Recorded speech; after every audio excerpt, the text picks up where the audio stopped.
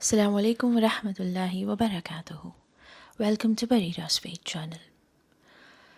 We have spent this season learning to spot what's unseen.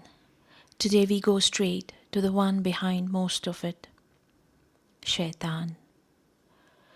His name in Arabic already tells you something. Far, rebellious, he doesn't stop. So the real question isn't how do we get rid of him. It's what did we already have to keep him away. Let's start with the house. Abu Hurairah said that Prophet told them, don't turn your houses into graveyards. Shaitan runs from a house where Surah Al-Baqarah gets recited. And there is more. The Prophet said the Quran shows up on the Day of Judgment to speak for the people who read it. Al-Baqarah and Al-Imran, they come like two clouds or two shades or birds spread out, pleading for their reciters. Keep reading Al-Baqarah, it's a blessing. We drop it, and that's a loss. Even magicians can't stand against it.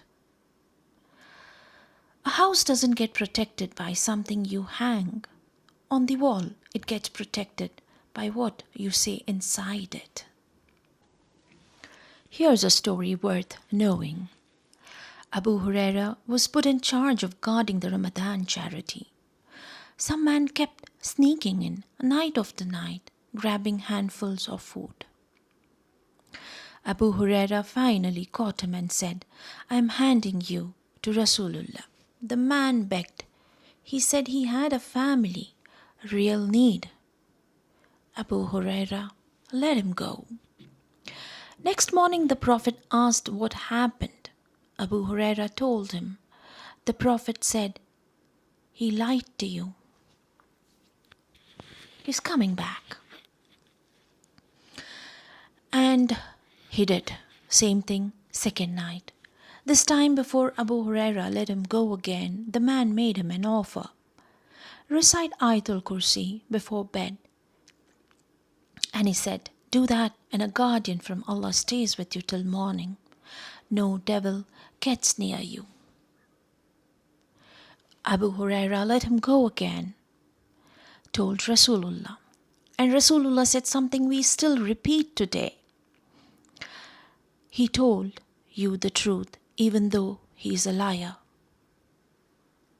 That man was Shaytan. The last two verses of Al-Baqarah come with their own promise. Rasulullah said, recite them at night and it's enough to cover you from every evil that could harm you.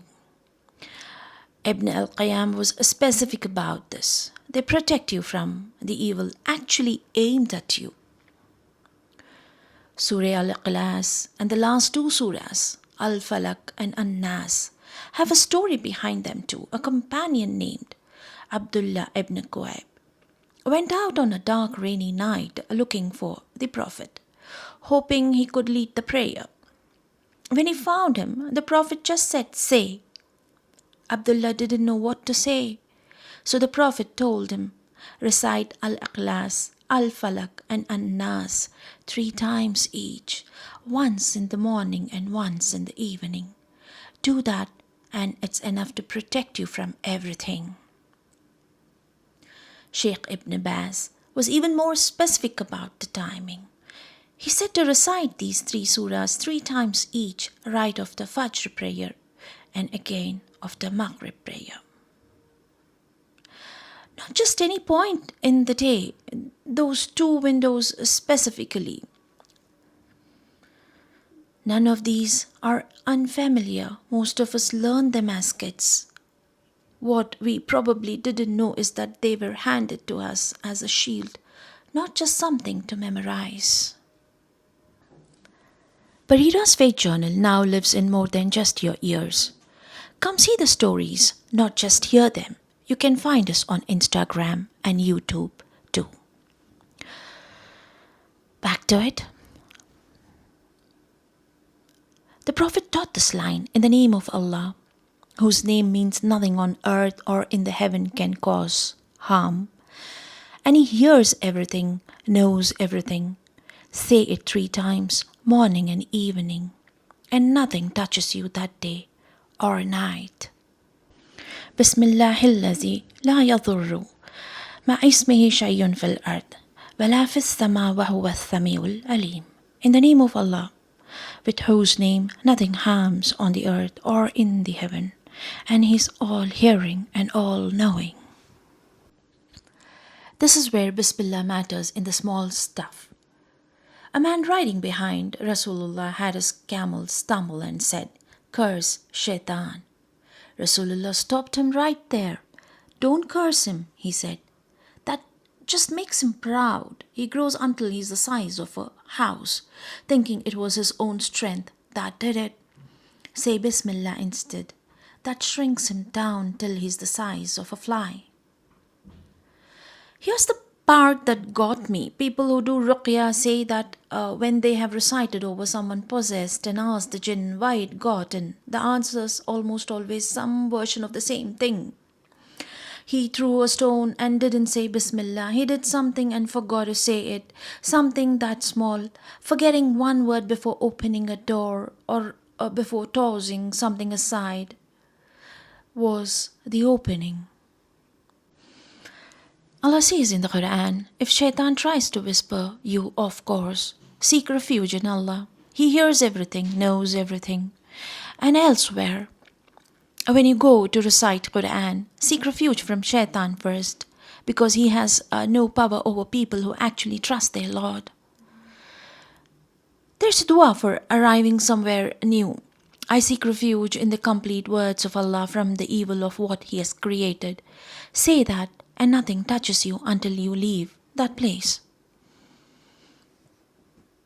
Abu Hurairah actually came to Rasulullah once, saying a scorpion had stung him badly that night before. Rasulullah told him, if you had said that phrase in the evening, nothing would have touched you. أعوذ بكلمات الله التامات من شر ما خلق. I seek refuge in the complete words of Allah from the evil of that which He has created. There's also one specifically for when you're scared, and the reasoning behind it is worth sitting with. Allah says, seek refuge with me from the whispering of devils. Seek refuge with me so that they don't come near you. The book explains why fear is the trigger here. When you are scared, your heart weakens. And that's exactly when Shaytan gets in. Fear itself is the door he's looking for. Rabbi a'udhu bika min hamazat ash-shayatin wa a'udhu bika Rabbi an yahdurun. My Lord, I seek refuge with you from the whisperings of the shayateen. And I seek refuge with you, my Lord, lest they should come near me. And then there's a simple one. Say it 100 times a day. There's no God but Allah alone. No partner. All dominion is His. All praise is His. He can do anything. And it's said you get the reward of freeing 10 slaves, 100 good deeds locked, and protection from Shaytan till evening. لا إله إلا الله وحده لا شريك لك له الملك وله الحمد وهو على كل شيء قدير. None has the right to be worshipped but Allah alone. He has no partner. For Him is the dominion, and for Him is all praise, and He is able to do all things. Jabir said, when someone remembers Allah walking into their house and at their meal, Shaitan tells the other devils, no sleeping here, no dinner either. Forget to mention Allah, and Shaitan says the opposite. You have found a place to sleep and eat. Leaving the house, we are taught to say, in the name of Allah, I trust in Allah. There's no power except through Allah. Say that and it's enough. Shaitan just backs off. Bismillahi tawakkaltu ala Allah. La hawla wa la quwwata illa billah. In the name of Allah, I trust in Allah, and there's neither power nor might except with Allah. Even in the most private moments between spouses, there's a dua. In the name of Allah, keep Shaytan away from us. Keep him away from what you bless us with. Say it, and it's said the child conceived after that will never be harmed by Shaytan. Bismillah. Allahumma janibnas Shaytan wa janib bish Shaytan ma razzaqtana. In the name of Allah, O Allah, keep the devil away from us and keep the devil away from what you have blessed us with.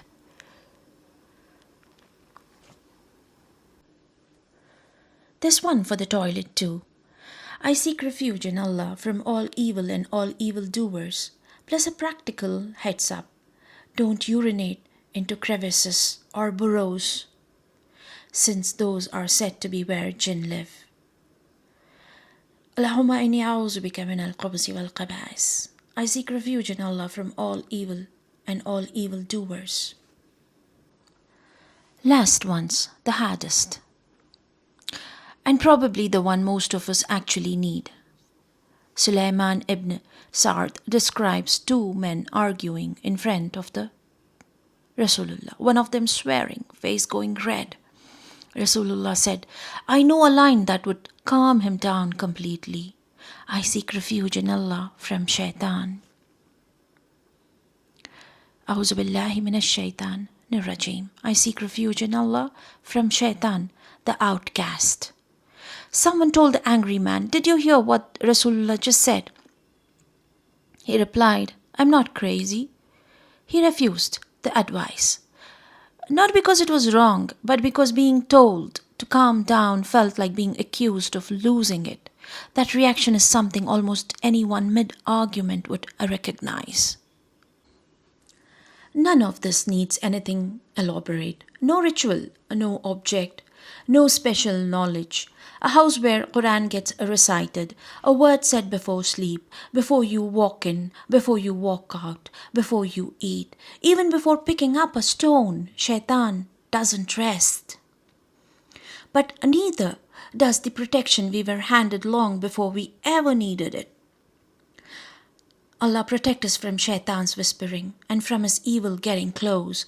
Let the words you gave us be the shield you meant them to be. Said not out of fear, but out of certainty in you. Follow for more Islamic stories. All informations are derived from Darus Salam publications. Until next time, Assalamu alaikum wa rahmatullahi wa barakatuhu.